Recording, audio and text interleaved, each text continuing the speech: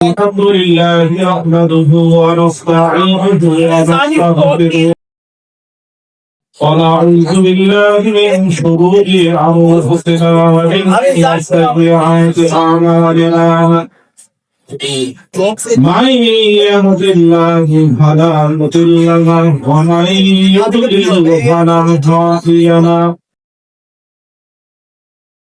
ونشهد أن لا إله إلا الله وحده لا شريك له ونشهد أن محمدا عبده ورسوله قال الله تعالى في كلامه المجيد وفرقان الحميد أعوذ بالله من الشيطان الرجيم بسم الله الرحمن الرحيم واعبد ربك حتى يأتيك اليقين وقال رسول الله صلى الله عليه وسلم الكيس من دان نفسه وعمل لما بعد الموت اللهم صل على محمد وعلى آل محمد كما صليت على إبراهيم وعلى آل إبراهيم إنك حميد مجيد اللهم بارك على محمد وعلى آل محمد كما باركت على إبراهيم وعلى آل إبراهيم إنك حميد مجيد بنت سورة إبراهيم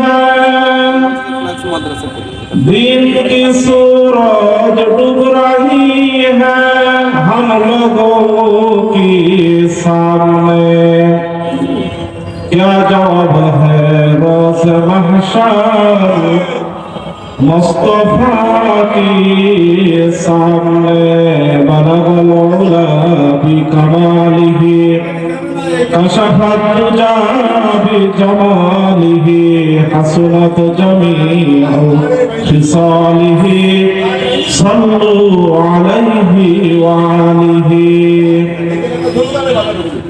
যারা জ্ঞানী বুদ্ধিমান বিবেকবান তারা এই ধরনের দ্বীনি মজলিসকে অবহেলা করে ছেড়ে দেবেন।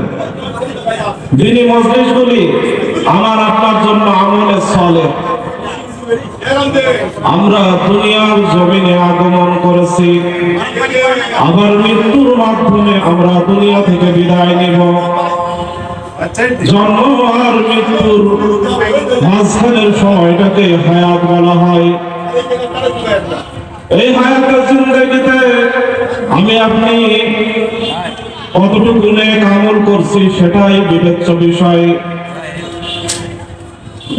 দুনিয়াতে মানুষ টাকা পয়সা অর্জন করছে, ক্ষমতা অর্জন করছে, সম্মান অর্জন করছে, এগুলি কিন্তু আমাদের আখিরাতের কামাই নয়।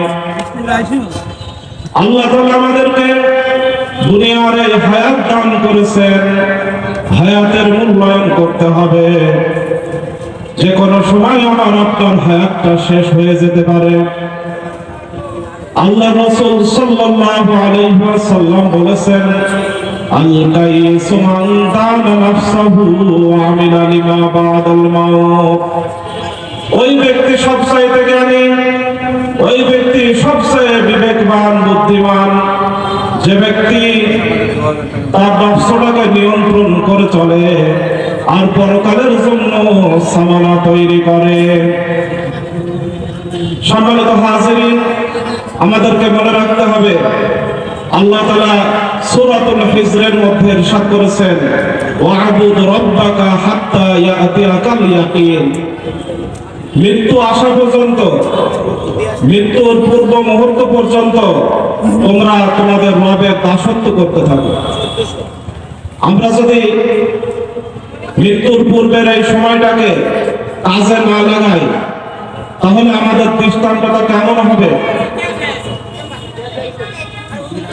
একজন মানুষ বাজারে গিয়েছে, হাটে গেছে বাজার করতে।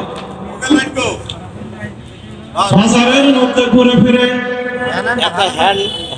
বিভিন্ন দোকানে সে সামগ্রী ক্রয় করছে, আর কিছু সময় সে এদিক সেদিক ঘোরাফেরা করছে।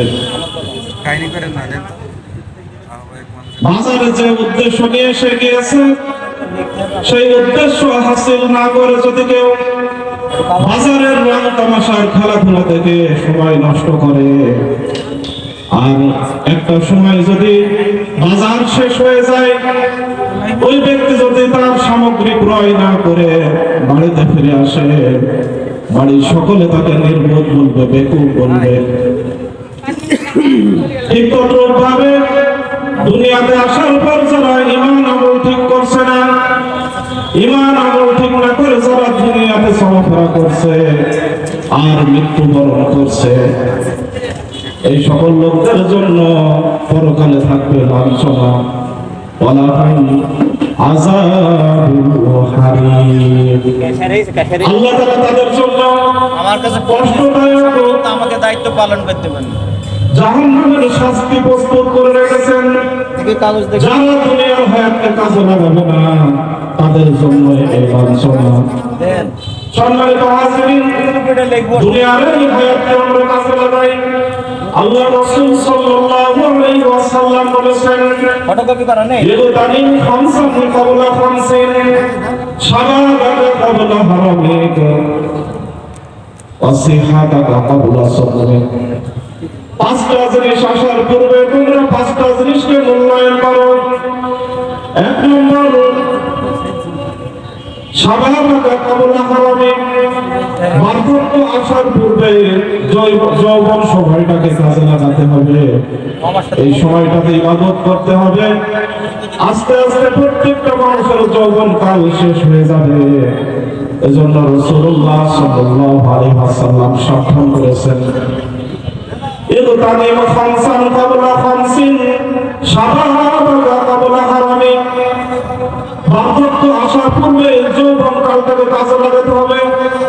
অসিহাতাকা ক্বাবলা সাকমিক, অসুস্থতা আসার পূর্বে সুস্থতার জিন্দেগিটাকে কাজে লাগাতে হবে। অগিনাকা ক্বাবলা ফাকরি, দারিদ্রতা আসার পূর্বে সচ্ছল সময়টাকে কাজে লাগাতে হবে। অফারাকা ক্বাবলা শুগুলিক, ব্যস্ততা আসার পূর্বে অবসর সময়টাকে কাজে লাগাতে হবে। ওয়াহায়াতাকা ক্বাবলা মাউতিক, মৃত্যু আসার পূর্বে হায়াতে জিন্দেগিটাকে কাজে লাগাতে হবে। সম্মানিত হাজিরিন, আল্লাহ তাআলা আমাদেরকে এক বড় নিয়ামত দান করেছেন, হায়াতে জিন্দেগি। মৃত্যুর মাধ্যমে যদি আমাদের এই হায়াত শেষ হয়ে যায়, আমাদের পরকালে কিন্তু একের পর এক বিভিন্ন ধাপে জবাবদিহিতার সম্মুখীন হতে হবে। সম্মানিত হাজিরিন, এজন্য আপনাদেরকে অনুরোধ করব, হায়াতে জিন্দেগিকে কাজে লাগান। আজকের এই মাহফিলে এসে রূহের খোরাক অর্জন করেন আর আমল করতে থাকেন। আল্লাহর কাছে দোয়া করেন, আল্লাহ তাআলা যেন আমাদের সকলকে জান্নাতুল ফেরদাউস করার তৌফিক দান করেন। আমিন। আসসালামু আলাইকুম ওয়া রাহমাতুল্লাহি ওয়া বারাকাতুহু।